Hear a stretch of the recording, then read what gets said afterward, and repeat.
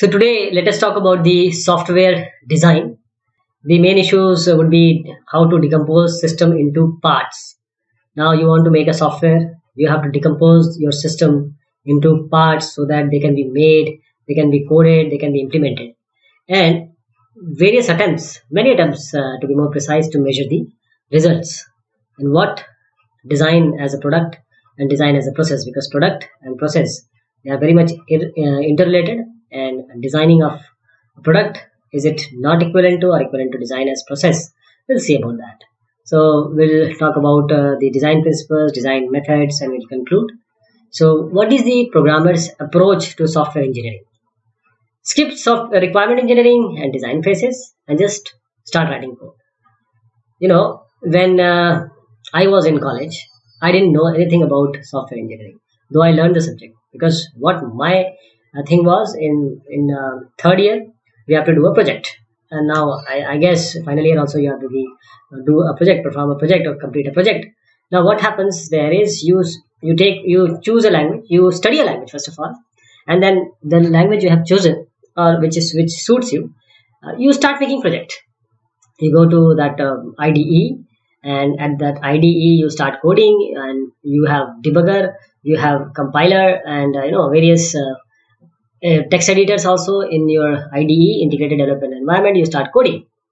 So this is my view, and this is mostly the new programmers, or I must say those who are not aware of software engineering, or they are aware of engineering but they have not employed software engineering. For them, skip all those things, requirement engineering and design phases, and just write code. So is this the same as the extreme programming? Now we are aware that the extreme programming, agile programming concepts, they are prevalent. So do we think that it is an extreme programming, or there is something additional to or in your extreme programming? Why this is programmer's approach now? Just to code, because design is supposed to be a waste of time. We need to show something to the customer real quick, because we want to make software. We show him that what we have done. We have various input box, we have menus, we have figures, we have different panels, etc., etc. We are judged by the amount of line of code per month. After all, when we have estimated the cost and effort and everything, we have gone to the line of codes only. So if you write more line of code, you are supposed to be a good programmer, or some sort of milestone has been achieved every day, or some work has been done. We expect or know that the schedule is too tight. Now we know that there is nothing called infinite schedule, because the customer is giving you money. He is providing you money. He wants the stuff in this stipulated time, say 2 years or 6 months. Now if in this 6 months or 2 years you waste your time in designing, what is the point of not making the software at the very first go? But the longer you postpone coding, the sooner you will be finished. So for those students actually, and those programmers who are not aware of software engineering, or they don't want to employ it, I must tell you, coding is just 20% and less part of the 100% of your project. Only 20%. You'll be amazed to know, and you'll be surprised to actually digest it, but it is the case. So design is a trial and error process. These are upfront remarks. The process is not the same as the outcome of the process, and there is an interaction between requirements engineering, architecting, and design. So these are upfront remarks. So software design as a wicked problem. That means there is no definite formulation. There is no stopping rule. You can design. No stopping rules. Solutions are not simply true or false. There is nothing called mathematics involved. So every wicked problem is a symptom of another problem. Some problem gives rise to another problem. This is what is being said. So in this we will see, because we have just introduced. Now let us get set and go for the design principles. Abstraction. We want our software to be in various levels, hierarchical level, abstracted. Modularity. We want coupling and cohesion. That means we want very good, very strong cohesion and very low coupling. We want our information to be hidden. If information is exposed, they are liable to lose the integrity, and then we need to limit the complexity. The more complex the program is, the more difficult to understand, the more difficult to design and code and then maintain. Maintain takes 40% of your money. Hierarchical structure, because Everything can be easily solved if it is distributed, divided. So hierarchical structure, we want this to be embedded in our design principle. So let us start with the abstraction. What do we mean by abstraction? First, we'll start with the procedural abstraction. Natural consequence of stepwise refinement. As I said, we want to refine. See, this is our task. And we want to refine. So we want stepwise refinement. So name of the procedure, it denotes sequence of actions. Abstraction means there are sub-problems of the problem and there is some time which is there. So this was our procedural abstraction. Now we come to the data abstraction. The data abstraction is aimed at finding a hierarchy in the data. Now, data hierarchy means we can use the application-oriented data structure. We can use general data structure. Where to use? Because data means some data structure. Or we can use simple data structure. Modularity. Module means the combination of functions or the module or a specific task performing thing or an object. So structural criteria, which tells us something about individual modules and their interconnection, that is modularity. Then cohesion and coupling between, within or between the modules. Cohesion means the glue that keeps a module together. If this is a module, these are various functions or activities. If they are glued together, they are doing what they are intended for. They are doing exactly that. They are doing anything. They are not doing anything else. They have very good cohesion. Coupling. These are two modules. Now these two modules, there is a connection between modules. There is a data transfer. There is a message passing. All those things are happening. We don't want this. We really don't want this. This is the strength of the connection between modules. We want to de-strengthen it or weaken it. So cohesion. Because in design, the most important aspect after modularity is our cohesion and coupling. So what is cohesion? Types of cohesion we'll see. There can be coincidental cohesion. There can be logical cohesion. There can be temporal cohesion. There can be procedural cohesion. And there can be communicational cohesion. Sequential cohesion. Functional cohesion. Data cohesion. Of course, to cater the ADT, that is abstract data type. So how to determine the cohesion type? Which cohesion type is this? Describe the purpose of the module in one sentence. Just try that you have a module, write it in one sentence. If the sentence is compound, it contains comma or more than one verb, it is probably having more than one function, then we call it as a logical or communicational cohesion. If the sentence contains the time related words like first, then, after, then that means this cohesion is temporal cohesion. If the verb is not followed by a specific object, for example, edit all data, this is probably the logical cohesion. If there are words like startup, initialize, this implies temporal cohesion. Then we come to the coupling. These are two modules. They are coupled together. So coupling can be content coupling. It can be common coupling. It can be external coupling. It can be control coupling, stamp coupling, data coupling. So coupling levels are technologically dependent. They are dependent. So data coupling, they assume scalars or arrays but not records. Control coupling, it assumes passing of the scalar data. Data coupling assumes scalar and array. Control coupling, scalar data. But nowadays, modules may pass complex data structures. Modules may allow some modules access to their data and deny to others. So there are many levels of visibility also. So coupling need not to be commutative. That means, A may be data coupled to B, while B is control coupled to A. Okay, coupling should not be commutative. Then strong cohesion and weak coupling. If we have strong cohesion and weak coupling, this is what our design is basically aiming for or thinking for or striving for. This means simpler communication, simpler correctness proof, change influence other modules less often, so they are independent. Reusability can be increased, comprehensibility can improve. Then we come to the information hiding. So each module has some secret. Design involves a series of decisions. For each such decision, wonder who needs to know and who can be kept in dark. So every module has a secret, we need to keep it secret. Then information hiding is strongly related to what? First is abstraction, then of course coupling and cohesion. So abstraction means if you hide something, the user may abstract from that fact. He may not be able to see up to that level. Coupling means the secret decreases coupling between a module and its environment, while the cohesion means the secret in which or what binds the parts of the module together. Let us assume how many lines of code is this? You need to tell. One line or these lines cannot be included, or these lines, or only this for loop. So the complexity comes with the number of line of code. We measure certain aspect of the software like line of code, number of if statement, depth of nesting. So we use these numbers as the criteria for assessing a design or to guide the design. Interpretation. So see, first of all, design. After that we code. So the line of code will not be available at the design. The interpretation here is higher value, higher complexity, more effort is required. So design would not be considered good design. There are two kinds: intramodular, that is inside modules, and intermodular, means between the modules. What is intramodular? Intramodular means attributes of a single module. Two classes, they are measured based on the size, they are measured based on the structure. Intramodule, inside the module.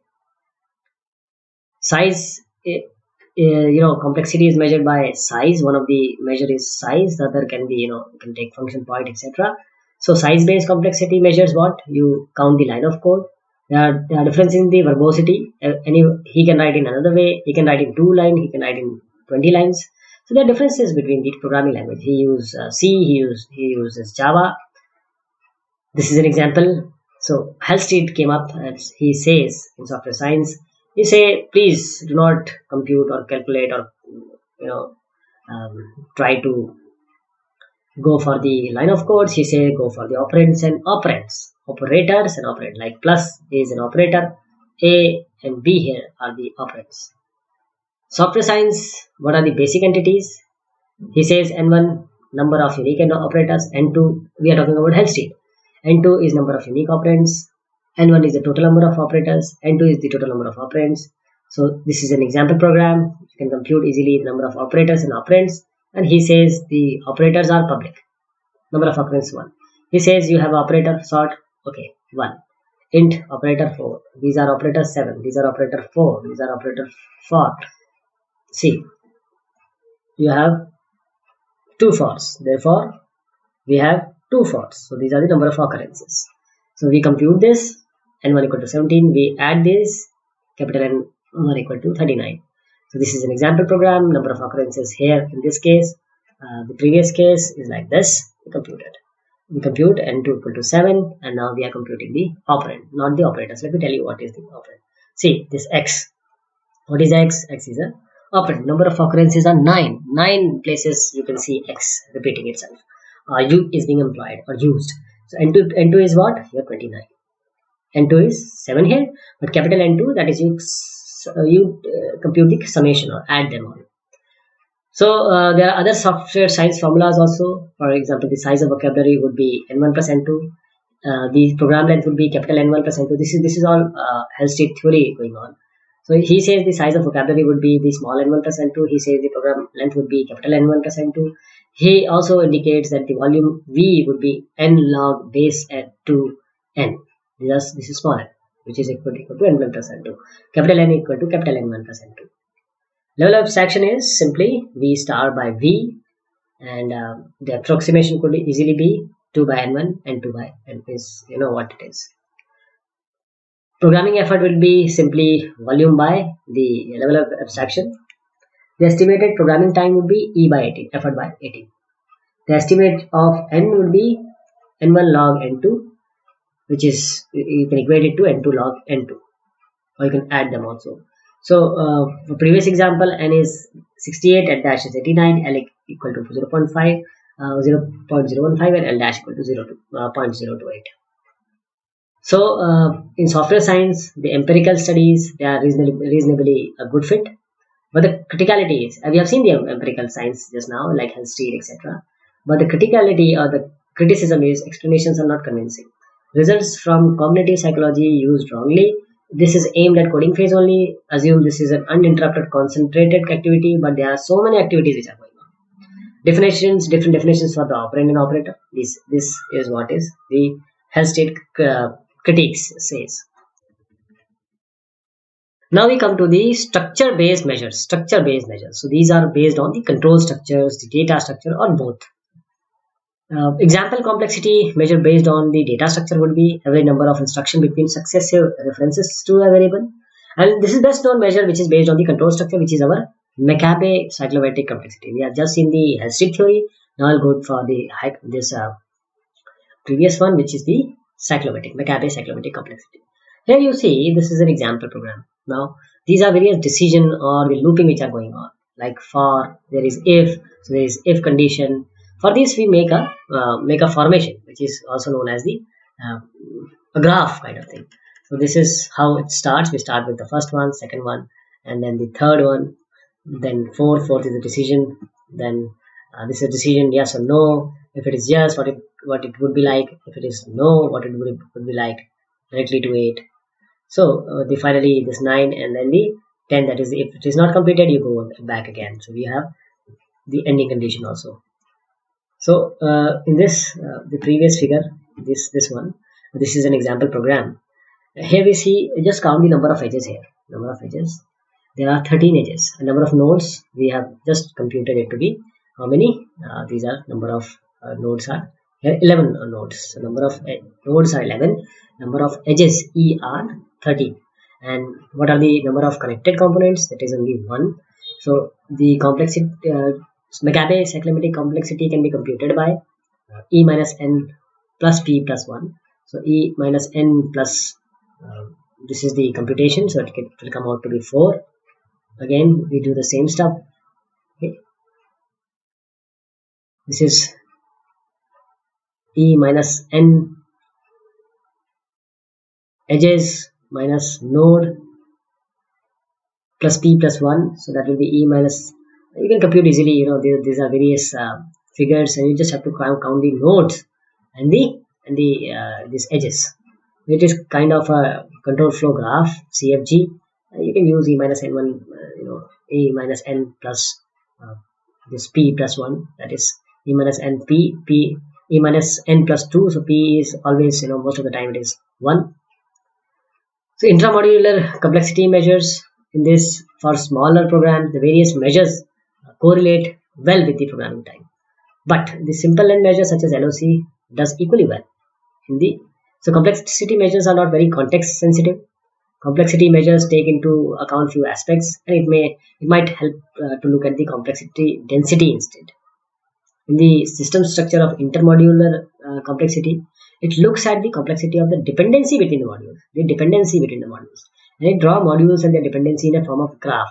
So then the arrows connecting modules may denote some relation, that is A contains B, A precedes B, A uses B. We're mostly interested in the this kind of relationship, the uses relation.